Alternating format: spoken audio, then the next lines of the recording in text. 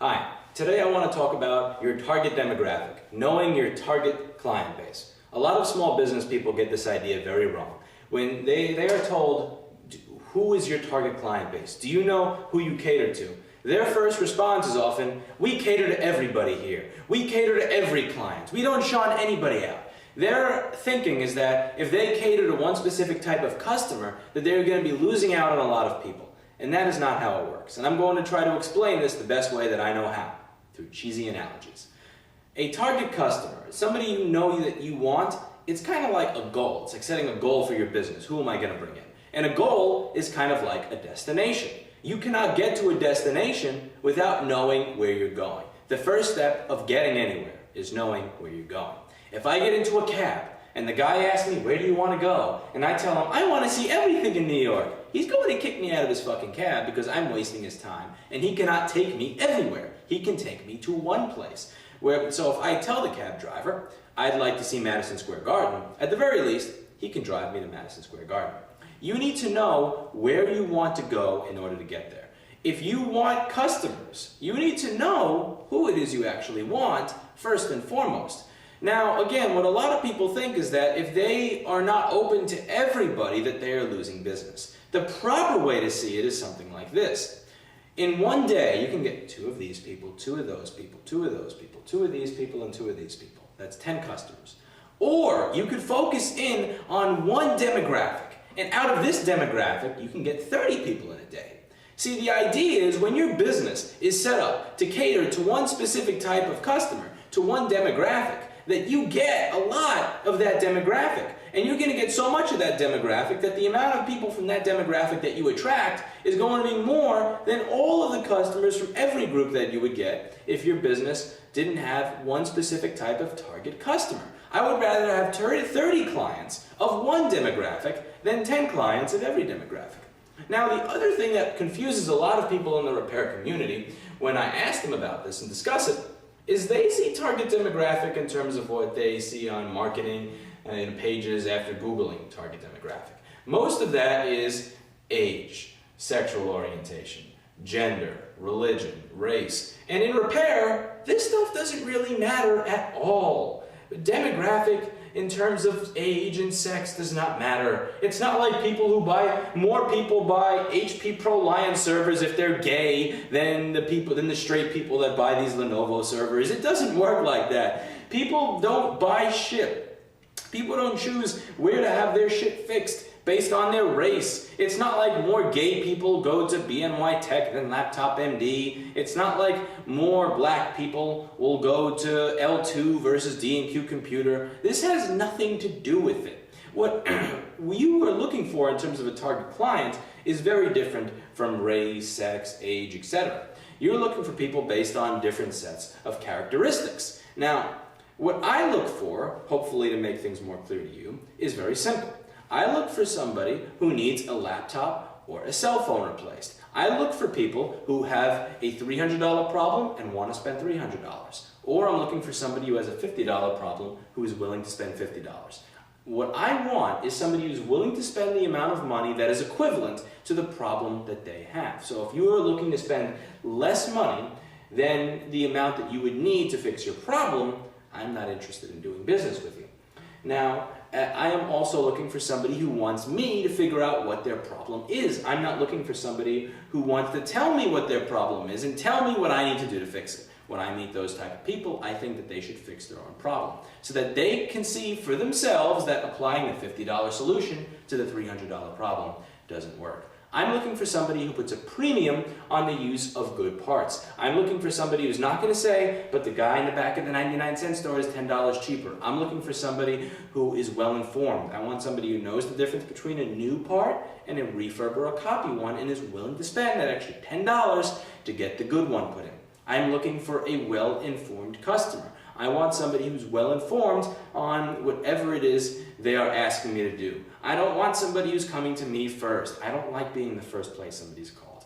I want to be the place that they've called after they called the other 9 people. This way, there's a basis of comparison. At the same time, while I want somebody who's well-informed, while I want somebody who appreciates the transparency that my business offers, where I tell people not only what I do, but how I do it, why I do it the way I do it. And I want somebody who is not curious and interested for paranoid reasons. I want somebody who's interested in how I do something because they're genuinely interested in the process. I do not want somebody asking me if I use a Wera or a Weha screwdriver because they read on some website that Wera screwdrivers strip screws and they don't want me using that on their computer. I'm not interested in paranoid customers. I don't want people who have OCD, and I will send those elsewhere.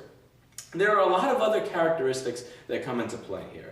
And there are ones like warranty. I want somebody who's willing to spend a little, maybe 5 or 10% extra to get a year warranty versus a 30-day warranty. There are a lot of things that come into play here, but overall you get the idea. I have a target customer in mind. So what I've done, knowing that this is my target customer, is I've made marketing materials that appeal to that customer. I've asked these people what it is they're looking for, what it is that made them choose us, and then I try to amplify those in my marketing. I take everything that I've learned about this target demographic and I set my business up to cater to it. I set the services up to cater to it. I set up the warranty to cater to it. I buy parts to cater to that demographic. I hire employees that this demographic of customer will be able to relate to, so that when somebody walks into my business that is my target customer, I got their money already, even though they haven't even opened their mouth. And that's the idea, is that when you know who your target customer is, you can get a lot of them, as many as humanly possible. And the best part about it is you can make them all happy, because your business is set up to make that target customer happy. Your business is set up to get that target customer to walk in the door. And it's a beautiful, beautiful thing when just doing business is easy, when going about your day is easy, because you're doing the work that your business was made to do. That's why it's very, very important to have a target customer base in mind, so that you know who you want, so that your business gets set up to cater to those people that you want, so that you can then make them happy. Because now when you've made these people that are your target demographic happy, they're going to tell everybody else that's within their target demographic to go to you, because people of these target demographics often travel in circles. Now, you don't even have to be a great business to know your target market, to know your target demographic. And that's the beauty of it. And I hate to say it, but knowing your target market can be used for evil. Whether you want to be an amazing, great company that sells good parts, that provides good service, that's friendly, that's kind, that's helpful, like Vivo Technology or CNAP Sales or eTech Parts or Screen Country, or you want to be a shit company that offers shit service, that sells shit parts at low prices like Yallstore, ScreenAid, Laptops Parts Outlet, all of that crap. You can actually be amazingly successful at either one. You can be successful as the great company, or you can be successful as the shit company, as long as you know your target demographic, because you can set your business up to cater to them. If you're a knowledgeable company like eTech, you have an intelligent person who's happy answering the phone, that people who work at your company know how to use the products that they sell, they know the value of getting good quality products instead of shit products, they package them and ship them properly, and they treat you nicely throughout the entire process. That's the good company, and a company like them is successful. Then you have the shit company like Yallstore.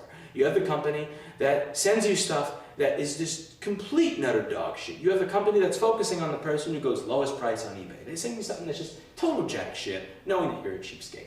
And when you have a problem with that product and you file a case, they know exactly what to do to make sure that you don't hit escalate on that PayPal claim or escalate on that eBay case for 45 days. They know exactly what to fucking do to get the case to run out. They know exactly what to fucking do to string you along just long enough that you cannot file a case on them. They know how to package their product cheap as shit. They know how to buy product that is cheap as shit. They know how to have customer service that cannot speak English, that is not knowledgeable about the product, because those people can be paid cheap as shit salaries.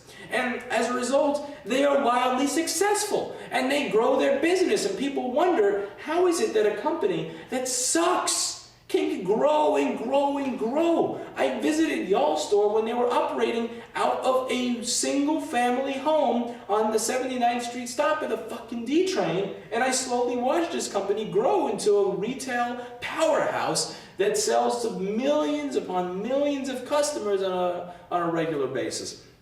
And the thing is, when you know what direction you're going in, it is easy to do the work. It is easy to run in that direction. The running is very, very easy. Knowing which way to go is hard. Doing the work is very, very easy. I know you may think that this is condescending, but I'm sure you it is not. Doing your job, doing your work is easy. The hard part is knowing which direction to work in. So you can be a wildly terrible company and still be amazingly successful as long as you know your niche, as long as you know which way you're working towards.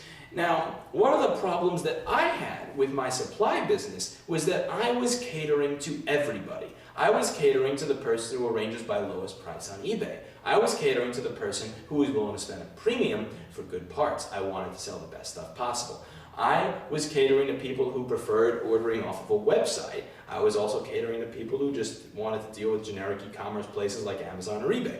I was catering to people who didn't even want to deal with e-commerce in any way. They just wanted to be able to personally email their order to a salesperson, and whether it's 7 a.m. or 7 p.m., receive a response within 5 minutes and not have to deal with submitting payment information over and over again, not have to deal with logging into a website.